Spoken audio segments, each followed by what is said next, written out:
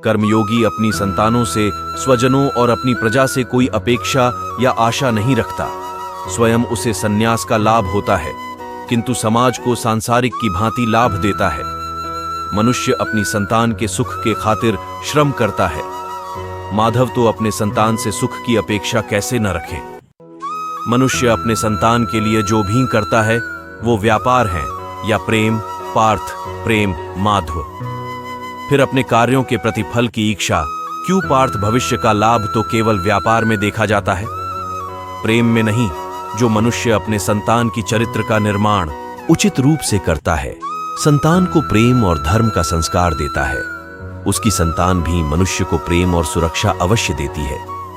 संतान के कर्म स्वजनों के व्यवहार उनके कर्म हैं, पार्थ। और जब उनके कर्मों पर हमारा कोई अधिकार नहीं होता तो उनसे आशाएं और उपेक्षाएं का प्रयोजन कैसा? यदि गहन विचार करोगे तो शीघ्र ही जान लोगे। जीवन में ऐसा कोई कार्य नहीं जिससे आशाएं और निराशाएं जोड़ना आसान है।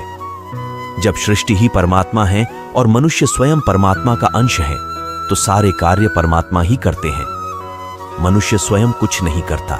यही कर्मयोग का मूल सिद्धांत है। पार्थ, तुम्हें भी कर्मयोगी बनकर यह युद्ध करना आवश्यक है। पार्थ, निर्गुण बन जाओ, इस द्वंद्व से मुक्त हो जाओ। सदा सत्य और परमात्मा में बुद्धि लगाकर कर्तव्य का वहन करते रहो।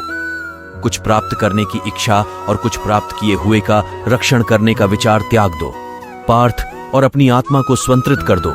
स्मरण रहे पार्थ, तुम्हारा अधिकार केवल कर्म करने का, फल तो ईश्वर के हाथ में है। इसलिए कर्म से न भागना उचित है, न फल की इच्छा रखना उचित है।